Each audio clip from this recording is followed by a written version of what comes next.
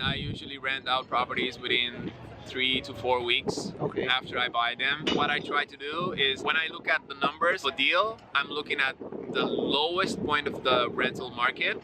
So if, for example, in the city, in the area that I'm looking at, the rent is, I don't know, 600 euros, for example. When I buy, I'm looking to get a little bit below that. So maybe rent it at 590 so that I know that once I put it on the market, it's gonna fly off.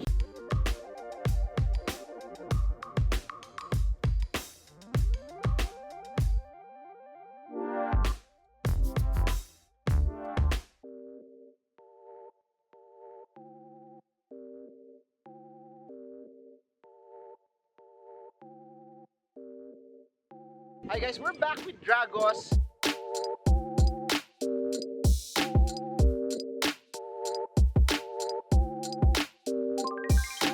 Real estate guy here in Barcelona. How would you call this place? Poblino Beach. Okay, Poblino Beach. And Yeah. I'm pretty surprised about how Poblino is and how new everything is here in this area. Since we've been talking about real estate, I want to ask this question.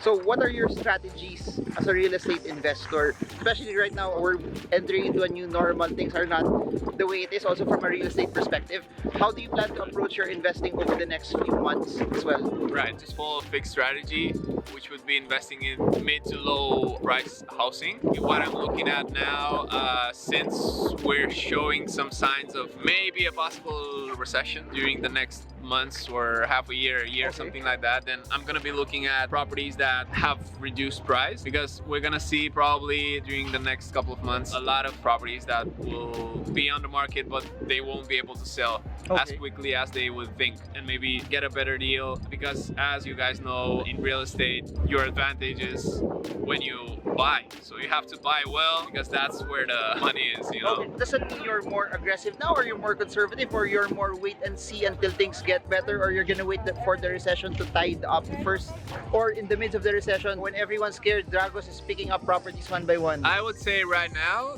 it's the best time to sell. If you're trying to get more properties, best time for me is to get properties when there's a recession, when the prices are low, in low market. So at the moment we're at the end of a high cycle, so now I would recommend to sell whatever properties that are not as profitable as you would want them to be. Make a lot of cash right now and then be prepared for the next couple of months, half a year, something like that, because good opportunities are gonna come, and then you need to have like cash reserves to get into deals. How is recessions like here? How does it normally work? Is it harder for people to get jobs or even to pay the amortization? What's the impact from it from a real estate point of view? Right, so our last real estate crisis, our last national crisis, was severe in a sense that a lot of people lost their jobs, and the unemployment rates in Spain reached up to 20%. That was really bad. So a lot of people lost their mortgages and their places to live. I would say that now it's not going to be the same situation as back in 2007, 2008, 2009. The credit and the banks have been doing their homework better, and now they have been giving loans to people that can't afford to pay it. It's not going to be as severe, it's not going to be as drastic as it was back in the day, but still there are going to be opportunities, and still there are going to be a lot of options and a lot of opportunities in real estate and get good prices. Follow-up question, recession, opportunities to buy when it's lower, but your approach to it would be to buy it and then sell it at a higher price later on, or are you just planning that this is cheap, I could have this rented out also for a good amount also? My strategy is just buy it and then keep it for long term. So I'm looking for infinite returns. I'm looking to put up as little money as possible from my own capital. So if I can get a, I don't know, 50, 60, 70,000 euros property with 5 euros cash only entry, then I would prefer to do that and have the rest of it with a mortgage. My approach is use as little as my own capital as possible and get as many properties as possible. Got it. You raised something very interesting, because there's a big debate on buying things cash because you could negotiate lower versus getting mortgage, and you mentioned that you like to put less of your cash as possible. Why is that, and what's the philosophy behind that? My ideal way to do it is definitely using... Carl is vlogging.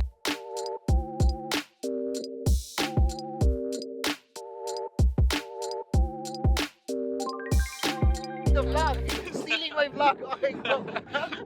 Hi, Carl. Crowdflower Walls, hi guys. My approach on it is that if you can use other people's money, use it. So banks are for that. Banks are for financing your way of life in the sense that buy properties and use good debt to get more assets. If I were to say €500,000, instead of buying one property, then I can buy maybe 5, 6, 7 of them with a mortgage. I would obviously do very well my numbers up front so that I can have a fixed mortgage and that I can know every month what I have to pay.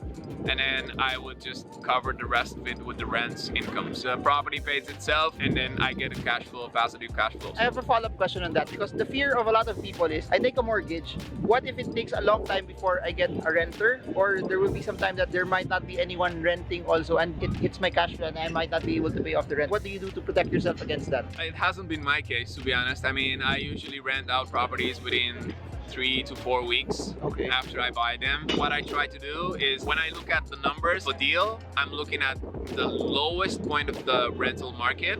So if, for example, in the city, in the area that I'm looking at, the rent is, I don't know, €600, for example. When I buy, I'm looking to get a little bit below that. So maybe rent it at $590 so that I know that once I put it on the market, it's gonna fly off. So I'm not really worried about that. It really didn't happen to me. Got it. So a couple of things I got from this. During recessions, there are opportunities. And like what you mentioned also, sell when it's high. Then when there's fear and blood in the streets, come in when it's low. And it's also good to leverage, you know, the numbers that you're getting. Any final words for this segment of the video? Do your homework, study, read a lot, and invest in real estate. I mean, the Harv Tieker has a great line on that. He says, don't wait to buy real estate. Buy real estate and wait. Don't be scared. Don't be afraid to make mistakes. Just do your homework well and then get it done. Buy assets and then make a living out of it. Got it. Lastly, you have a YouTube channel. What can they expect from your channel? We try to do real estate investing tips and advice for people that want to sell, want to buy, especially in Barcelona. Please make sure to follow us also. If there's anything we can do for you, then we'll be glad to help out.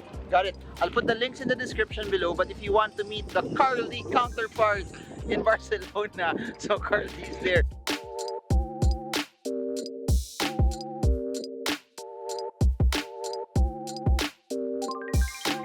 Check him out, links are in the description below. So I hope you guys got a lot. We'll have more. I don't know how many videos more, but we'll have more with Dragos here while we're in El Poblino, and I hope that you get a lot of techniques and tactics from him, and that's what I like about this. You get to hear different insight from other people, how they navigate their way in this whole space of investing, especially in real estate. So he's the guy here in Spain, real estate, Dragos, everything down below. So thanks everyone. I hope this video helps you trade well, trade strong, trade smart. See you all again soon, and God bless you all.